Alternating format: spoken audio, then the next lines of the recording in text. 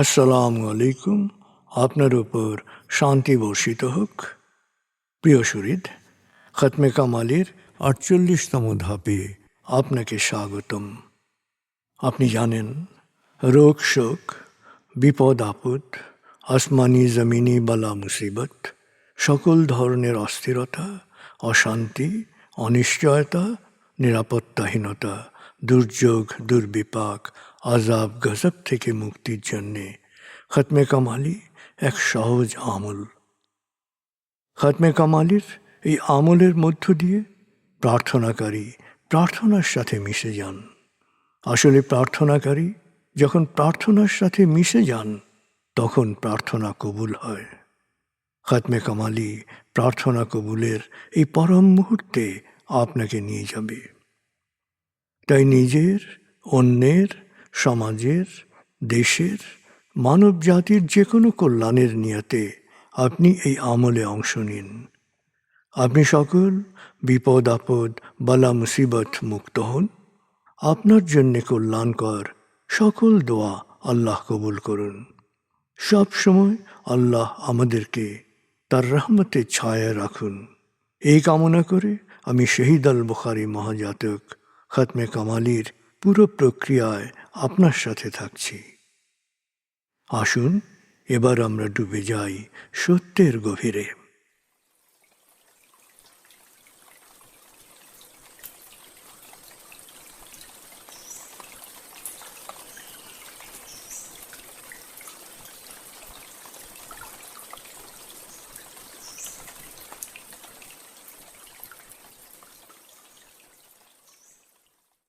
হে আল্লাহ, বিতাড়িত শয়তান থেকে আমি তোমার আশ্রয় প্রার্থনা করছি। দয়াময় মেহেরবান আল্লাহর নামে।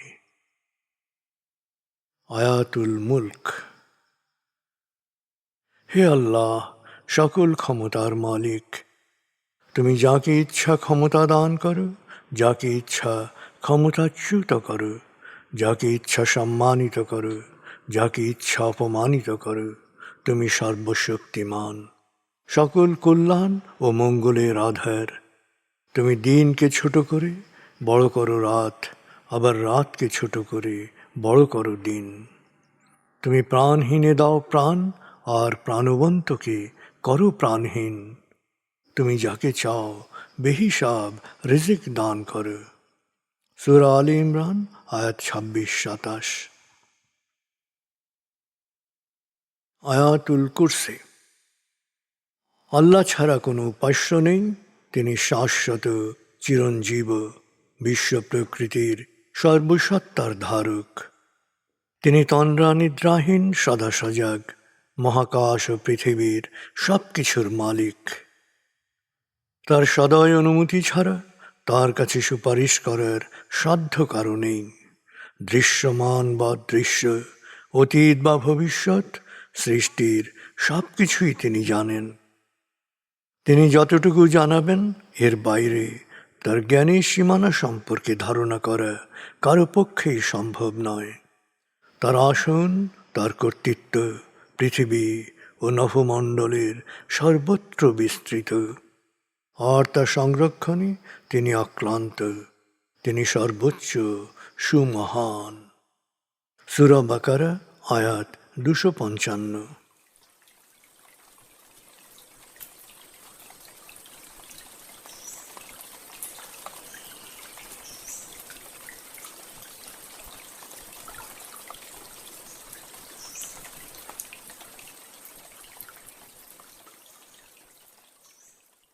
আসুন আমরা ধীরে ধীরে ডুবে যাই হৃদয়ের গভীরে নবী প্রেমে।